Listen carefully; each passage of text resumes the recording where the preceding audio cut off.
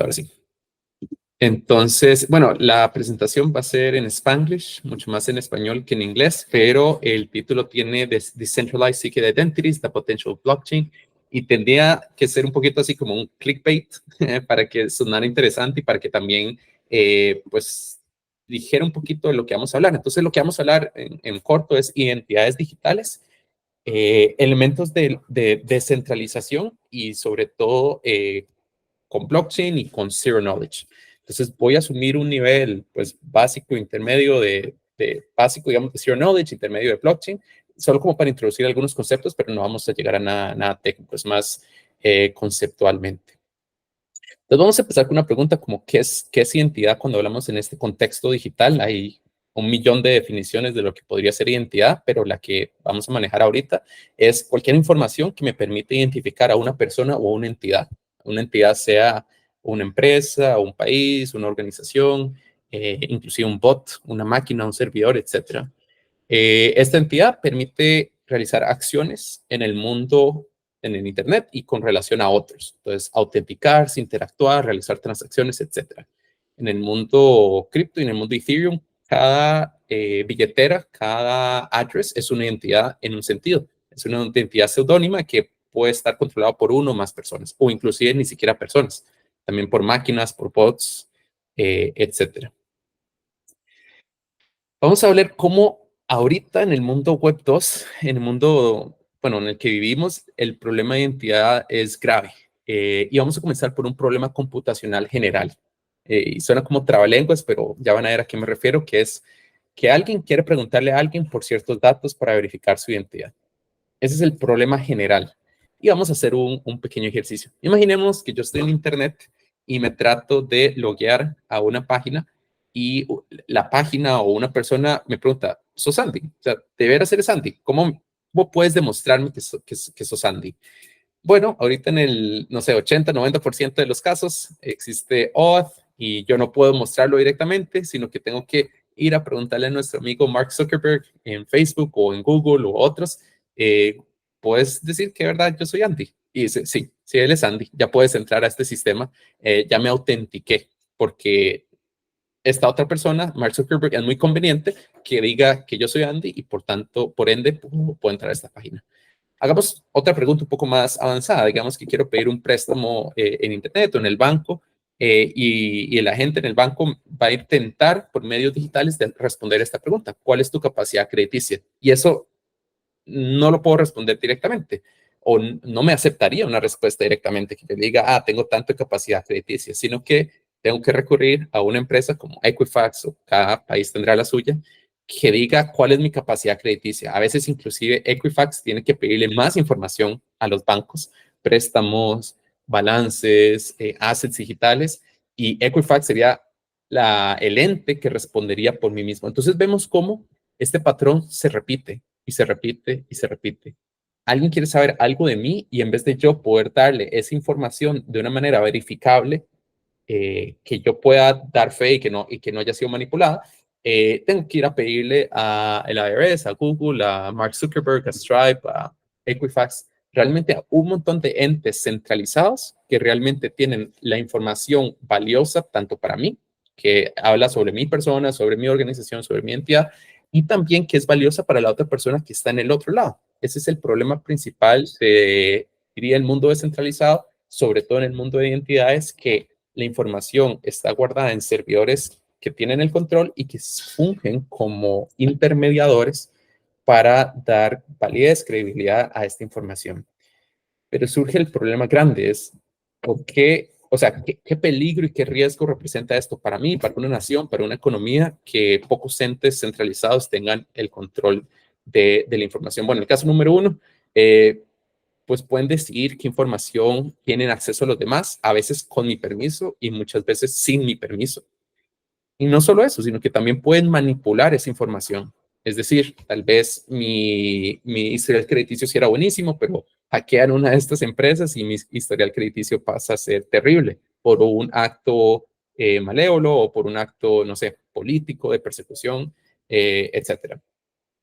Y el caso número dos, que también sucede un montón, es que se rompe esta interacción. Como dependemos tanto de entes centralizados, pueden estar los servidores abajo, pudieron haber sido borrados, pudieron decir que no existe un API para recoger ese tipo de información, o que para resolver la información que necesitamos tenemos que ir a 1, 2, 3 o 99 servidores y proveedores para poder traer esa información.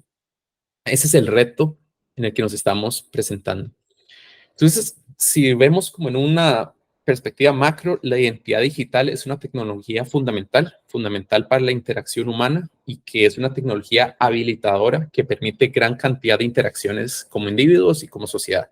O sea, responder el problema de identidad es responder o tener una base para una sociedad más dinámica, más libre, más privada, autónoma, soberana, versus que en el mundo digital, que es lo que vemos ahorita, dependemos 100% de entes centralizados que controlan no solo nuestro dinero, sino también nuestra identidad.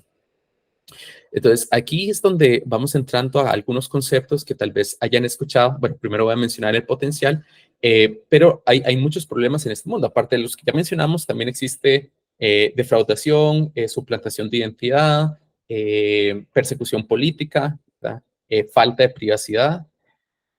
En una investigación de McKinsey dice que países donde tengan sistemas de identidades digitales pueden aumentar su PIB, su Producto Interno Bruto o su GDP, de un 3 a un 15 a un 13%. Eso en los próximos, este creo que fue hace 2 años, o sea, en los próximos, 7 años, 8 años. Es brutal lo que para un país significa tener un sistema de identidad digital funcionable, que al mismo tiempo sea respetuoso de las identidades, de las libertades individuales de cada persona. Entonces vamos a empezar a construir juntos cómo funcionan las identidades hoy en día en el mundo descentralizado, algunas opciones y construcciones, y cómo van entrando los conceptos como algunos conceptos como identidades soberanas o identidades descentralizadas, DIDs, Decentralized Identities, Self-Sovereign Identities, SSID, y también Verifiable Credentials o VC. Son como 3 conceptos, ahorita los pongo en el chat, que son interesantes. En el chat preguntan, sí, a veces se comparte más información de la que se necesita para autenticación completamente. O sea, por ejemplo, a veces ciertas acciones yo nada más necesito demostrar que tengo más de 18 años, pero me piden mi nombre, mi apellido, dónde nací, cuándo nací, quiénes son mis padres, en qué ciudad nací, etcétera, de qué país soy, cuando realmente no es necesario. Tal vez yo solo quiero demostrar que soy este usuario único, pero sin revelar ninguna información personal o sin revelar información que me ligue a este mismo usuario en otra plataforma. Y eso hacen muchas las empresas, sí, Web2 sí, que básicamente por un caso de uso de promoción o advertising, otras cosas, en el fondo lo que están haciendo es destruyendo, mermando la privacidad que pueden tener las personas de mantener su identidad y su información de manera privada. Entonces vamos a ver con más dibujitos bonitos cómo se va construyendo una identidad con el tiempo. Imaginemos cuando yo nací y las personas preguntaban, bueno, ¿quién es Andy? Mi papá o, bueno, en este caso una enfermera podría decir, él es tal persona, él es fulanito. Y nació en Argentina, nació en Costa Rica, nació en tal. Entonces, desde el primer inicio que nacemos, inclusive desde antes, se han acumulando atestaciones, ese va a ser el nombre que vamos a utilizar, que son datos o información ligadas a mi identidad. Entonces, puede ser nombre, relación a otras personas, puede ser una atestación o una credencial de educación, como ya terminaste primer grado, ya terminaste segundo grado, quinto grado, ya puede ser ya cumpliste más de 18 años. Entonces, tal vez voy a un bar y quiero demostrar que tengo más de 18 años. En este caso, pues tengo que mostrar mi documento de identidad, y el gobierno de Argentina, el gobierno de Costa Rica, el gobierno de cualquier país es el que atesta que esta persona tiene más de 18 años y puede entrar a un lugar o no. Pero de nuevo, estamos viendo que en el día a día se van recopilando estos datos, estas informaciones, está fragmentada mi identidad, y eso es bueno para unos casos y malo, pero en el mundo digital tenemos un problema, particularmente en el mundo digital y en el mundo blockchain tenemos un problema, que a pesar de que los datos y la información y la identidad es tan valiosa para demostrar e interactuar, terminan siendo en el mundo web 2 completamente controlados por servidores, y en el mundo web 3 completamente transparente y visible.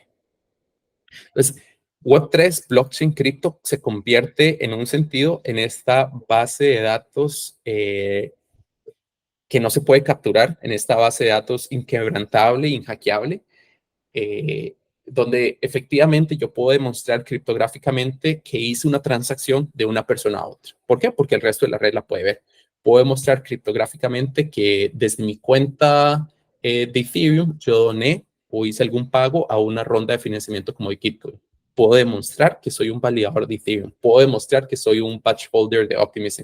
Eventualmente, si alguien descubriera la billetera de Satoshi Nakamoto, podría demostrar que esa persona es Satoshi Nakamoto. Entonces, blockchain me permite interactuar de uno a uno y criptográficamente demostrar hechos que han sucedido durante el mundo blockchain, lo cual es excelente en un sentido porque se convierte en esta fuente de verdad, pero al mismo tiempo tiene estos dos problemas que ya mencioné. Falta de privacidad y bueno, solo las cosas que suceden en el mundo blockchain se registran en la blockchain. No puedo demostrar todas estas atestaciones o casos de uso que sucedieron anteriormente. De nuevo, va a ser una pausa. Siéntanse libres de levantar la mano, preguntar, abrir el micrófono o bueno, en el chat si les da pena también. Ahí lo estoy monitoreando. Entonces, ¿qué tiene común este patrón? Atestaciones. Una atestación es básicamente una testificación, que alguien dice algo de alguien o de algo. Entonces es, eh, Gonzalo dice que Andy presentó en esta llamada. Elías dice que Facundo tal cosa. O sea, ese es el tipo de interacción de atestaciones. También a veces hay autoatestaciones. Andy dice que Andy tiene más de 18 años. Eh, pero claro, esa red de confianza, esa red de credibilidad de acciones depende de dónde viene la atestación, hacia quién va la atestación y qué es esa atestación. Entonces, esto es como un modelo para abstraer la identidad en un mundo digital.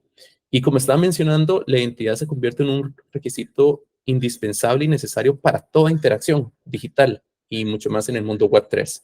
Para hacer DeFi, digamos, cierta cantidad de préstamos, para hacer quadratic voting, gaming, para retro PGF, para quadratic funding.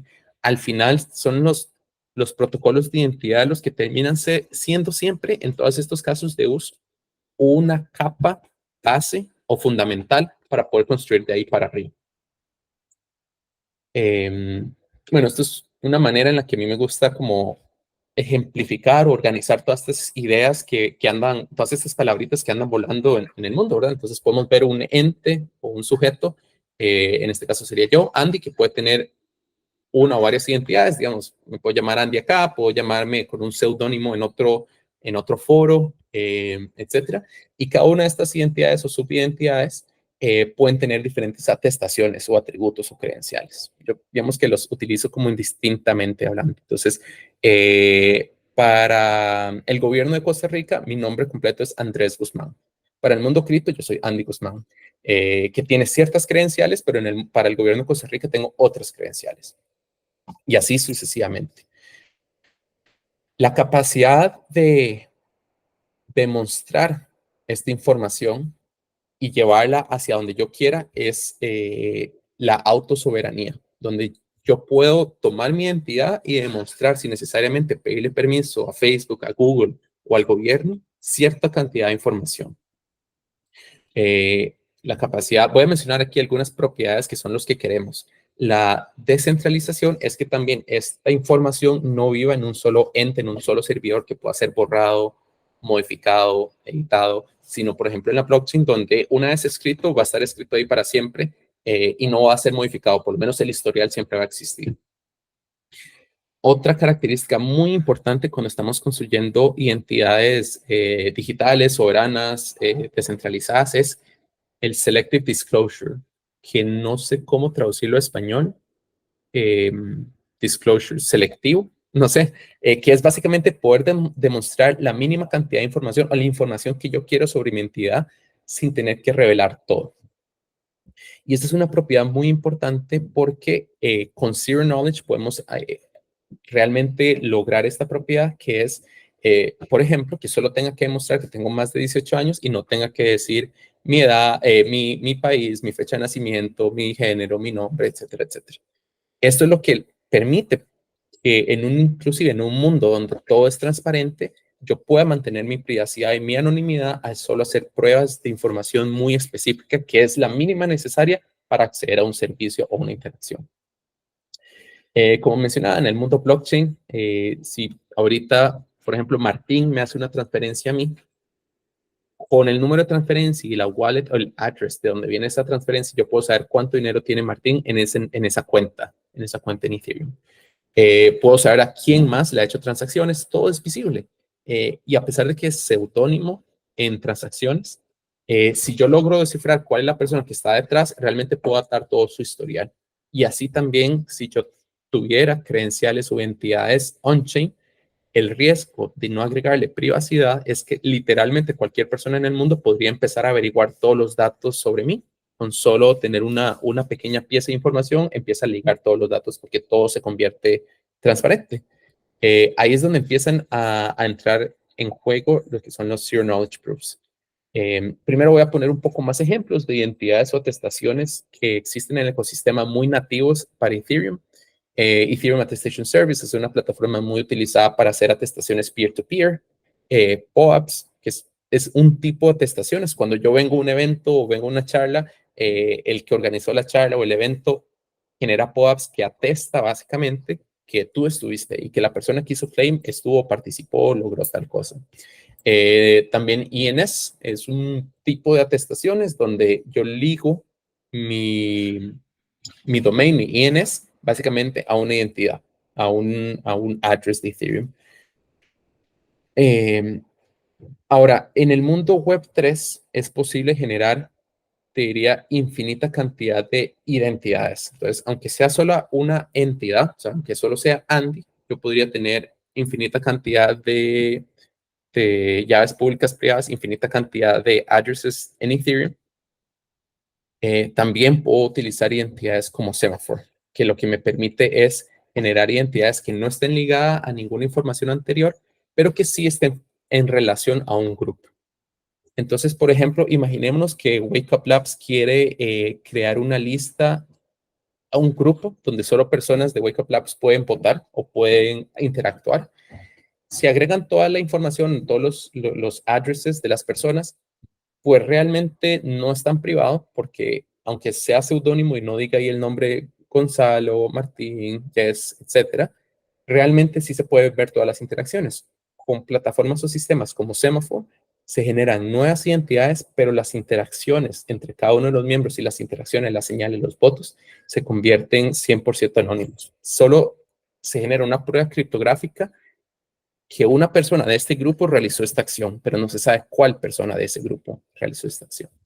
Entonces estamos viendo identidades que se empiezan a construir que permiten interacciones privadas o anónimas sin perder de lado eh, las credenciales, por ejemplo, como pertenecer a un grupo. Existen otros proyectos muy interesantes con relación a identidad, como por ejemplo Gitcoin Passport, Bandada, Holonym, Supas, Polygon ID o Quark ID, que de hecho Quark ID es uno que comenzó, si no estoy mal, en la ciudad de Buenos Aires, en el gobierno local de la ciudad de Buenos Aires. Son proyectos donde lo que tratan en un sentido es de agregar identidades digitales y de manera privada poder demostrar hechos sobre estas identidades. Nuevamente, el ejemplo clásico es demostrar que tengo más de 18 años sin decir quién soy. ¿Cómo lo hacen? Tienen diferentes construcciones, unas con trade-offs para un sentido de performance, otras con trade-offs para un sentido de resistencia a la censura, pero lo que básicamente hacen es van conectando las cientos de identidades que tengo en forma local, o sea, en mi billetera, en mi celular, en mi computadora, y después yo puedo hacer Zero Knowledge Proofs sobre esa información. Entonces, por poner un ejemplo, Gitcoin Passport, yo lo que puedo, es una plataforma, bueno, ahora solo se llama Passport, pero comenzó en Gitcoin.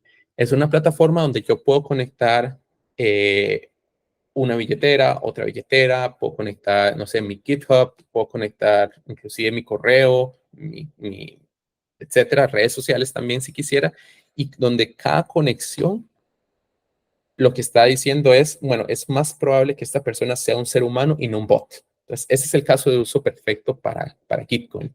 El anti-civil, o sea, sistemas que demuestren que eres un humano y no sos un bot. Hay otros, por ejemplo, llamados SUPAs, que lo que están haciendo, lo que hacen es, imagínense un pasaporte, una billetera, donde en vez de tener identidades como llaves público-privadas, donde yo envío y recibo dinero, lo que tengo son identidades literal como si fuera una estampa, una estampilla. Yo recolecto que fui a DEFCON y tengo ahí un POAP, tengo un IAS, tengo un tiquete con un formato ya particular y la voy recolectando. Igual a Polygon ID, que ahora se llama diferente, privado y Quark ID, yo puedo cargar, por así decirlo, mi pasaporte del país, mi cédula de identidad, mi licencia, mi eh, documento, por ejemplo, de graduación de la universidad, los puedo cargar en mi billetera y sin decir quién soy, puedo conectarlo a aplicaciones que pueden demostrar que yo estudié tal carrera o que yo me gradué de tal universidad o en tal año, que tengo una licencia de conducir, etcétera. Entonces, realmente el futuro, la tendencia que se está viendo en el mundo Web3, sobre todo con proyectos de identidad, es agregadores de identidades en una forma local, es decir, en mi computadora, en mi celular, que yo pueda correr una aplicación que no esté guardada en un servidor y que de una manera descentralizada y privada yo pueda decidir a quién le revelo qué información y para qué, por medio de Zero Knowledge Proofs o pruebas de conocimiento cero, ZK. En el mundo de Ethereum, en la frontera de blockchain, se está explorando mucho lo que es realmente hacer leverage, apalancarnos en cualquier documento que tenga firma digital. Cualquier documento que tenga firma digital con pruebas de conocimiento cero o Zero Knowledge Proofs es posible traerlo a un mundo digital on-chain, o sea, en la blockchain, con privacidad. Entonces, inclusive contratos que son firmados con firma digital, bueno, ya mencionamos correos, mencionamos ¿qué más? Bueno, los pasaportes tienen chips. Ahorita los pasaportes nuevos vienen con un chip que literalmente tiene una firma de una llave pública del gobierno de Argentina o de Estados Unidos o donde sea, que atestigua o hace una atestación de que eres ciudadano de ese país. Toda esa información, la tendencia en los últimos 6, 12 meses es muchos proyectos que están tratando o estamos tratando de una manera privada, traerlas al control de la persona, del ciudadano, y poder probarlas en un mundo, en un blockchain. Estos son algunos ejemplos de proyectos de la vida real que siguen siendo desarrollados, que permiten hacer pruebas de información de forma descentralizada, de forma anónima, de forma privada. Eh, por ejemplo, voy a mencionar esto y después te doy la palabra, Gonzalo. Por ejemplo, Anand Aadhaar es en India hay un programa de identidad, digamos como la cédula de identidad o el documento de identidad que se llama Aadhaar Cards. Esto lo tienen 1.600 o 1.300 millones de personas, pero la información es completamente pública. Entonces, Anand Aadhaar es un proyecto de la PSI, de nuestro equipo, que lo que básicamente es agrega una capa de privacidad y las personas pueden empezar a hacer selective disclosure de esa información. Entonces dicen, el gobierno de India afirma que yo tengo más de 18 años, o que soy de este estado, o que soy de tal cosa. Similarmente, la misma lógica, Proof of Passport, y hay un par de equipos, varios equipos que están con la misma lógica, que yo tengo un pasaporte, yo lo escaneo con NFC, eso es como un protocolo para escanear cosas cuando están cerca, como las tarjetas de crédito, y ahí el gobierno de Estados Unidos certifica que este ciudadano, este pasaporte es legítimo y esta es la información de la persona. Y lo mismo con documentos de Taiwán, lo mismo con documentos de Japón, lo mismo con documentos de Francia. Existen varios proyectos que lo que están haciendo es tomando firmas digitales que ya existen en el mundo real, como en documentos de identidad de gobierno, y trayéndolas al mundo blockchain de una manera privada o anónima. Gonzalo, perdón, tenías una pregunta, un Sí, comentario. para a ver, sacar un tópico que lo mencionaste antes. Esa idea de Dale. que, por ejemplo, estos tipos de documentación privada también tenga una aplicación corriendo en el dispositivo, que puede ser en desktop o mobile, tiene sentido para preservar cierta información de los usuarios y que esa lógica de guardado de información quede privado en tu propio dispositivo, ¿verdad? Hay muchos protocolos Right. no sé si después lo vas a mencionar, de CK, que hoy ya existen para cuidar privacidad o agregar privacidad, transacciones on-chain, que usan mecanismos similares. Recuerdo hablar con gente de Railgun y que me explicaba eso, que había que descargar una desktop app para poder usar la wallet. Eh, Ujú. ¿Nos podés iluminar ahí o las razones del por qué? Acá en la cola hay muchos chicos que son programadores y también eso ayuda Ok, buenísimo. al contexto, puedes ir profundo sin drama. Buenísimo. Ok, ok, buenísimo. Yo diría que, por ejemplo, bueno, Railgun está más enfocada a lo que entiendo, ¿verdad? No tanto identidad, sino transacciones o assets, Ujú. lo cual está buenísimo. Pero en general, la regla general en privacidad es, ¿querés tener la información de forma local, no en servidores? Y querés que las pruebas de conocimiento cero, los Zero Knowledge Proofs, se generen localmente. Por eso existen ciertos sistemas o protocolos o lenguajes que son mucho mejores en un celular o en un browser local. Por ejemplo, no sé, el primero que se me viene a la mente es Circom o Growth 16, porque son muy rápidos, son no tan pesados de correr. Pero, por ejemplo, para temas de escalabilidad como los rollups, cosas como Rust y sobre todo, no sé, recursividad con Halo 2 y otros lenguajes o proving systems son mejores porque lo hacen en servidores. Entonces, si quieres privacidad, lo mejor es hacer computación localmente. Si quieres escalabilidad, normalmente lo mejor es hacerlo en servidores. Entonces, los Zero Knowledge Proofs, sobre todo, unos se enfocan en privacidad y otros en escalabilidad. Entonces, bueno, Railgun, probablemente por el tema de privacidad de transacciones, lo mismo. Aztec está tomando la misma dirección, que básicamente, igual Zcash, que fue el primero que sacó pruebas de conocimiento cero en producción, es básicamente pruebas de conocimiento cero en mi celular, de que tengo más de, no sé, un if y que esta transferencia que te estoy haciendo efectivamente está cumpliendo todas las reglas de la blockchain y sin revelar quién está transfiriendo, cuánto está transfiriendo y a quién está transfiriendo. Con esta prueba de conocimiento cero, la red completa confía y verifica que no se está rompiendo las reglas. Entonces, sí, no sé si te respondí, Gonzalo. Sí, sí, sí, perfecto. Sí, me pasa lo mismo con Aztec, que sabía que corría local una parte, está perfecto. Hace Uh -huh. la prueba local y después puede mandar justamente la Exacto. prueba que efectivamente tiene los recursos o lo necesario on-chain. Perfecto, Uh -huh. Buenísimo. Dale, Ronis. gracias. Hola Andy. ¿Y cómo es respecto del lado del validador en estos casos? O sea, ¿cómo, vamos a decir, en el caso de la prueba de identidad, el validador, dónde verifica la prueba que recibe de quien quiere Uh -huh. atestar su identidad? Sí, muy buena pregunta. Los validadores hay de dos tipos, off-chain, o sea, fuera de la blockchain, y on-chain en la blockchain. Entonces, en la blockchain es fácil, es un smart contract. Entonces, se hacen contratos inteligentes que literalmente verifican pruebas para un caso de uso particular. Entonces, por ejemplo, Anon Adhar tiene estos contratos. Cuando le hago deploy a Polygon ID, por decir algo, un blockchain o Scroll o el que sea, este contrato inteligente, si le envías una prueba en una hard válida, va a decir que sí es cierto, y si le envío una prueba de cualquier otra cosa, va a decir que no es verdadero. Entonces, cuando construyes tu aplicación, conectas el backend o conectas tu lógica a hacerle query a este smart contract que verifique pruebas. Ese es como el camino un poco más caro, ¿verdad? Porque cada una de estos queries, operaciones a la blockchain, pues cuesta gas, pero es más descentralizado, más resistente a la censura, nadie va a cambiar ese código y nadie lo va a quitar. El otro camino es el off-chain. Entonces, literalmente yo puedo hacer, y existen, digamos, en Anonadhar, verificadores en JavaScript o en Rust o en lo que sea, que literalmente yo puedo en mi celular, en mi aplicación local, generar la prueba, la envío al servidor, no sé, tuyo, digamos, o de la empresa, y la empresa verifica que esa prueba es válida. Y obviamente no se paga nada de gas. Por ahí va.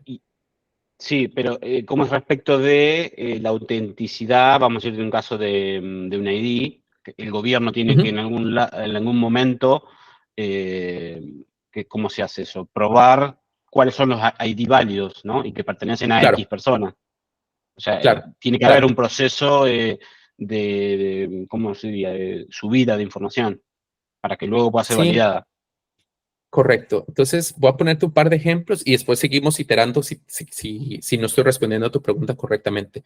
La mayoría de documentos vienen con una firma digital, con una llave pública del gobierno que está firmando ese documento. Entonces, por ejemplo, el pasaporte de Argentina probablemente en el chip va a decir esta información de Lorenzo, esta es la cuando no sé qué, se hace un hash y a ese hash se le firma criptográficamente con una llave pública que después yo puedo verificar de las páginas de el Ministerio de, no sé, Migración de Argentina.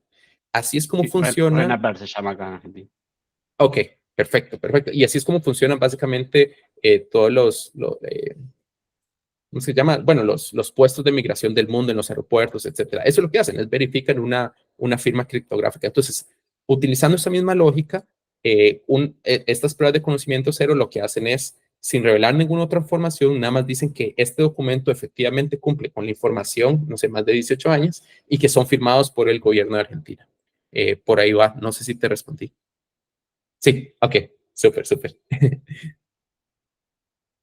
Perfecto. Sí, igual si estoy muy a alto nivel o quieren como bajar o dudas más puntuales, porfa, tiren porque sí, no estoy seguro. Entonces, esta información criptográfica realmente viene en diferentes form factors, ¿verdad? NFCs, códigos QR, scans también con escaneos a documentos, vienen en PDFs firmados, vienen en RFIDs. Entonces, realmente, nuevamente, yo tal vez si se pueden llevar una idea de futuros proyectos o de cosas que quieran hacer con identidades, cualquier cosa que esté firmada criptográficamente o que tenga una firma digital, lo podemos apalancar y como que hacerle hacking con Zero Knowledge y traerlo al mundo blockchain y hacer como alguna dinámica o identidad interesante. Dale, Elías. Sí, no, ahí viendo, bueno, que uno de los factores viene de scans. Acá en Argentina se está dando, bueno, en el último periodo se vieron las colas haciendo, bueno, haciendo personas colas para escanearse el iris para WorldCoin, para World ID en realidad. Sí. Y tenía entendido que World ID usa semáforos, ¿no? Para poder Sí, sí, traer. ¿Nos podrías explicar? Porque, bueno, hay mucho miedo, ¿no? De que, bueno, claro, ¿qué pasa con el dato biométrico? claro, claro. Sí, perfecto, perfecto. Digamos eh, bueno, voy a dar un poco de contexto y después respondo a eso. El contexto es que WorldCoin es un proyecto muy interesante, muy grande, que lo que promete es demostrar que eres un ser humano, básicamente escaneando la iris, que es única y repetible, haciéndole un proceso y generando una identidad anónima. Entonces, eso lo hacen con unas máquinas especiales, que son unos escáneres de iris, y básicamente por un proceso que ellos utilizan, genera una identidad anónima que ya tengo en el celular y que sin revelar quién soy, puedo demostrar que soy un ser humano. ¿Por qué existe esta empresa y este grupo? Porque básicamente AI va cada vez ser más permanente en el Internet y demostrar que soy un ser humano va a ser un problema cada vez más importante. Entonces es un problema real. De hecho, Sam Altman, que es como el fundador o el CEO de OpenAI, está detrás también de este proyecto, pero es muy polémico. Entonces, yo sin tomar partido, es polémico porque suena muy distópico, ¿verdad? Voy de ciudad en ciudad ofreciéndole dinero a las personas para escanearle el iris para unirlos a mi plataforma, ¿verdad? ¿Cuál es el riesgo que existe y el miedo que tiene la gente? Que realmente ese escaneo de iris ellos lo estén guardando en una base de datos. ¿Por qué? Porque en el futuro ellos podrían hacer suplantación de identidad o podrían hacer rastreo de personas con básicamente revisar cada vez que una persona haga una interacción con el iris, mapearla a una identidad que ellas tengan en la base de datos y triangular cualquier acción. WorldCoin y personas que trabajan ahí lo que aseguran es que eso no se está guardando en ningún lado, que el proceso sucede solo en esa máquina, que una vez de que se reconoce el iris, se hace un hash del iris con un salt aleatorio. No, o sea, no sé qué tan a profundo entrar a nivel de criptografía, tampoco es que sepa mucho más de esto, pero básicamente generan una identidad y a partir de ese seed, Elías, digamos, del salt y el hash del iris, generan una identidad de semáforo. Entonces, un identity commitment. Entonces, no es posible, según lo que comentan en este sistema, mapear una entidad de semáforo con el iris de una persona. Y una vez están en una entidad de semáforo, están en un árbol de Merkle gigante, un Merkle tree gigante, y ya ellos pueden demostrar sin decir cuál de los identity commitments es, cuál identidad de todo este árbol gigante es, pueden demostrar que son un ser humano. Básicamente esa es la construcción que tienen a lo que yo entiendo y también los riesgos que yo entiendo que significa pues estar escaneando el iris en diferentes sistemas. No sé si te respondí, Elías. Sí, perfecto. Sí, genial. Sí.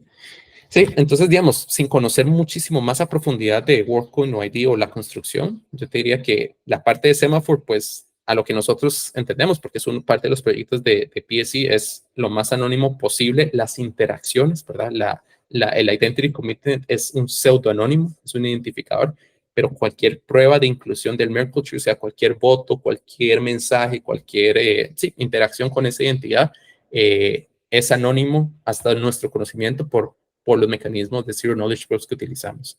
Pero ya la parte de ahí para abajo, ¿verdad? El hashing, la iris, si se mete en una base de datos o no, eso sí, ni idea, ¿verdad? No sé si lo hacen o no. Claro. Lo mismo pasaría con otros factores, ¿no? Acá es un scan del iris, podría pasar con un NFC.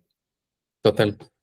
Este, O con tu huella dactilar, ¿verdad? o con tu Es huella mucho más común. dactilar. O sea, ¿quién nos asegura que, por ejemplo, nuestros celulares, los iPhones o inclusive Androids, no estén escaneándonos nuestro rostro, nuestra huella dactilar y guardándolas y enviándolas a una base de datos? Entonces, yo creo que no. Las personas que estudian esto dicen que probablemente no, pero podría ser, ¿verdad? Cualquier, ¿verdad? Entonces, cualquier sistema biométrico tiene ese riesgo. Es muy útil, es muy conveniente porque puedo demostrar mi identidad muy fácilmente, muy rápido, muy seguro, pero no sé si me están guardando esa información en algún lado y me pueden suplantar la identidad luego. Sí, es un riesgo que hoy tenemos con la manera de manejar la identidad de ahora. O sea, no Sí. sin ser sovereign identity. Sí. Así que estamos casi en lo Sí. mismo, ¿no? Siempre estamos dependiendo de eso. Sí, dicen que las identidades para demostrar en el mundo digital es demostrar algo que eres, ¿verdad? Como los sensores biométricos, algo que sabes, como los passwords, o algo que tienes, como los two-factor authentications. Entonces, una combinación de estos tienden a generar sistemas más seguros, pero hay que balancearlo con la conveniencia y el user experience. Y bueno, tal vez lo que vengo a agregar a esta conversación es los Zero Knowledge Proofs permiten a veces traer algunos de estos datos criptográficos sin revelarlo todo, demostrar algo que es muy valioso, sin revelar quién soy y perder mi anonimidad.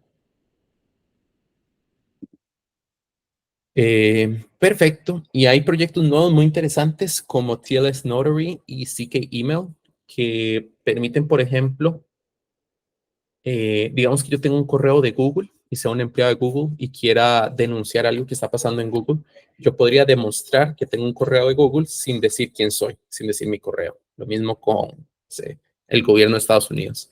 Pero tiene casos de uso muy interesantes también. Podría ligar mi correo sin decir cuál es a mi billetera y, por ejemplo, aprobar transacciones solo con enviar un correo. O digamos que pierdo mi llave, mi seed phrase de mi billetera, yo podría recuperarla solo con un correo, habiendo ligado mi correo como Guardian. Esos son casos de uso que de hecho ya están saliendo a producción, ya tenían como un prueba de concepto hace meses, pero muy interesante. Y yo veo que pronto en las billeteras que vamos a ver en el mundo web 3, los correos de forma descentralizada y privada van a ser cada vez como más utilizados como account recovery o account abstraction para approvals. TLS Notary es otro proyecto súper interesante, igual de PSC, de Privacy and Scaling Explorations, donde hacen pruebas de conocimiento cero de información que viene firmada por API request. Entonces, básicamente, websites que tengan HTTPS y que utilicen el protocolo TLS para la información, si el API retorna información que está firmada criptográficamente, yo puedo hacer un Zero Knowledge Proof de eso. Pues, transfiriéndolo al español, yo podría llegar a mi banco, no sé cuál es un banco importante en Argentina, no sé, Banco Rural o algún banco, y revisar y demostrar que tengo más de $3,000 en mi cuenta de banco sin decir quién soy y sin decir, bueno, sí, básicamente sin decir quién soy. Yo podría ir a Facebook y exportar mi base de datos de amigos sin que Facebook se dé cuenta, porque básicamente es un API request de una página. Yo podría ir a Airbnb o a Uber y podría exportar mi reputación, porque básicamente podría demostrar criptográficamente que Airbnb dice que yo soy un superhost o que tengo más de 89 reviews.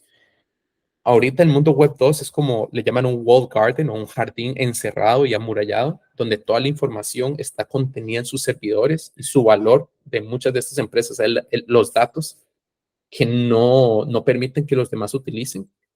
Básicamente con esta herramienta es como una de las capacidades para exportar esa información sin pedirles permiso y criptográficamente demostrar que ellos aprueban o dicen esta información. Entonces me parece muy poderoso pues para construir sistemas cada vez más seguros, más privados, más anónimos, más soberanos, etc.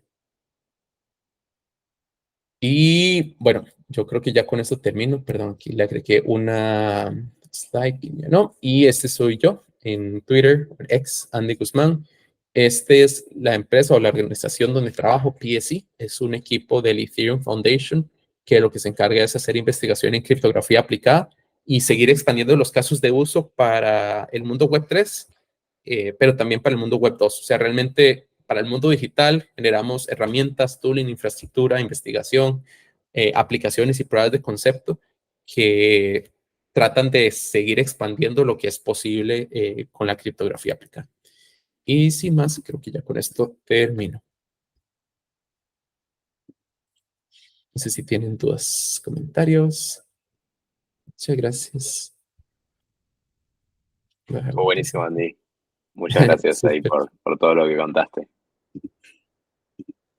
Súper, con gusto. A ver si tienen alguna pregunta. Y qué bueno dejaste el Discord ahí, porque también me imagino que algunas preguntas, si tienen los chicos, las pueden tirar por ahí, ¿no? Sí, sí, sí, claro. O el día de Voy a mañana, si pasarlo alguna también, cosa, te van a molestar por ahí, que ya hay varias cosas que me están exacto. intentando No, decir knowledge. Y... Esto te iba a decir, yo con muchísimo gusto, o sea, parte de nuestra misión es que haya más personas, más equipos, más empresas que conozcan y sepan de Zero Knowledge, porque si no, este conocimiento se queda relegado a pequeñas compañías que tienen pues todo eso. Entonces, más bien, hacemos muchos programas de outreach, de educación, de herramientas para hacerlo más accesible a desarrolladores, entrenar más researchers. Entonces, véannos tal vez como unos amigos en Internet que son muy apasionados de criptografía aplicada y de Zero Knowledge, y que cualquier duda o ideas de productos o no sé, de cosas que quieran hacer, ahí hay un montón de chats y un montón de gente que está dispuesta a ayudar. Ahí lo pasé en el chat, el link del Discord. Y va a pasar de la página web también de nuestro equipo.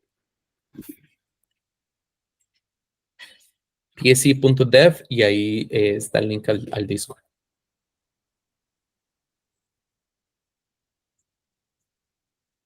Súper.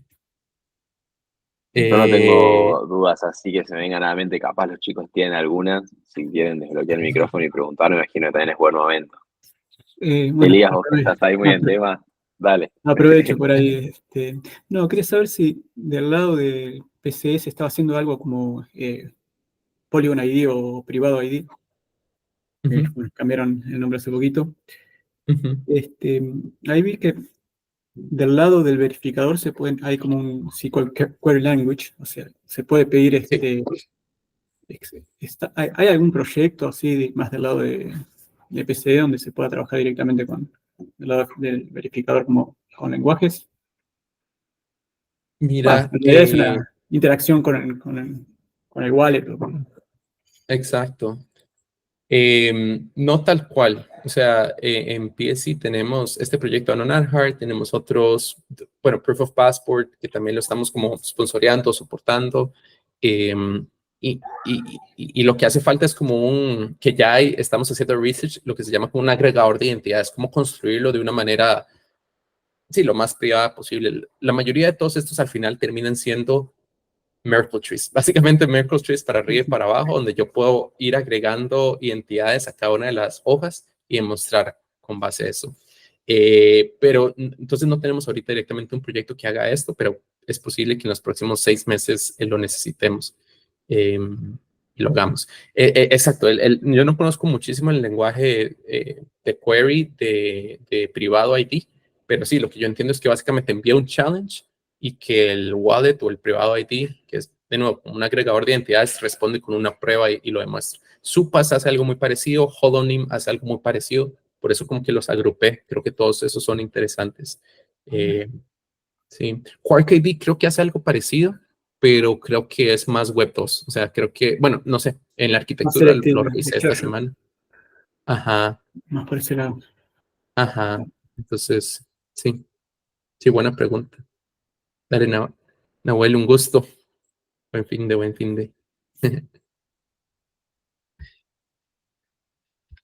Sí.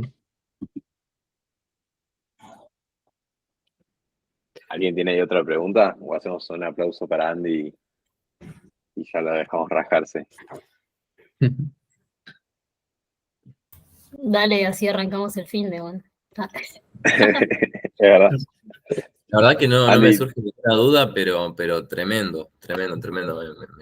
Me voló la peluca de eso, de como otra forma de ver y las capacidades y las cualidades que tiene todo esto. Está tremendo, me encantó. Gracias. Qué bueno, Facundo. Sí, claro. Y bueno. de nuevo, hay demasiado por construir todavía. O sea, esto, no sé, hay mucho por explorar, hay muchos proyectos y hay muchas de estas ideas que llevarlas a su máximo potencial todavía toma un montón de ingeniería y de tiempo. Entonces, si les salen proyectos de identidad o Zero Knowledge, ahí, y hablamos más. Andy, ¿vos cómo ves el camino? ¿Conviene pensar alguna problemática, acercarse a esos players que están investigando, intentando construir ahí? Porque a veces me pasa, no sé, hablo con los chicos de Scroll, hablo con los chicos de Aztec y digo, bueno, pero ¿por dónde empezamos? ¿Viste? Porque es tan grande el mundo y es tan complejo que también es difícil que haces la aplicación, que entiendes esa lógica, te iniciás con investigación. ¿Vos qué recomendás también? O sea, por ejemplo, hay mucho que lo que hace falta es como enhancement and distribution, diría yo. O sea, creo que los que son criptógrafos terminan haciendo muy buenas pruebas de concepto y muy buenos como proyectos iniciales, pero llegarlos a su máximo potencial de adopción o llevarlos a ecosistemas donde no han sido utilizados. Voy a poner un ejemplo. Este fin de semana creo que ganó en un hackathon en Starknet un proyecto que básicamente reimplementó Tornado Cash. Tornado Cash existe en Ethereum hace, no sé, 3 años, no sé cuánto, pero no existía en Starknet. Y Starknet es muy bueno para escalabilidad, pero de lo que yo conozco no tiene tanta privacidad. No sé, por ejemplo, si en Scroll o bueno, Aztec obviamente está súper enfocado en privacidad, entonces a ellos lo que les interesa es un montón de cosas, seguir desarrollando su lenguaje Noir o Noir, no sé cómo se pronuncia, y hay un montón de primitivos que existen en otros lenguajes de programación, en Solidity, en Rust, etcétera, que hacerle porting over a Aztec es interesante, ¿verdad? Y no sé, con Scroll igual, yo creo que hay un montón de proyectos que no existen en Scroll, que es literalmente copiando la idea exitosa de otro ecosistema y llevándolo a Scroll, ya ellos van a estar felices y hay mucho para seguir desarrollando con cada idea de esas. Espectacular. Sí. Bueno, Andy, te agradecemos muchísimo por estar acá. Buen día, si querés también preguntar, sacate las ganas, no hay ningún problema. Pero que ahí que desbloqueaste el micrófono. Pero bueno, de mi lado y del lado de todos los chicos de Wake Up, te queríamos agradecer por el rato que te hiciste. Estuvo buenísimo y aprendemos un montón cada vez que te escuchamos. Lean los blogs de Andy, están muy buenos. Yo soy de leer esas cosas técnicas y algunos que ustedes están muy buenos. Así que después voy a compartir seguro alguno por los chats privados. Ah, buenísimo. Sí, muchas gracias. Bueno, te agradecemos un montón. Un gusto. Y no, nada, de veras que ojalá nos veamos más seguido en otras ocasiones o ahí por el internet. Sí, ojalá que sí. Te dejamos Bueno. un aplauso grande y te liberamos. Gracias, Andy. Muchas gracias, que Un esté muy placer bien. estar Chao, acá. chao.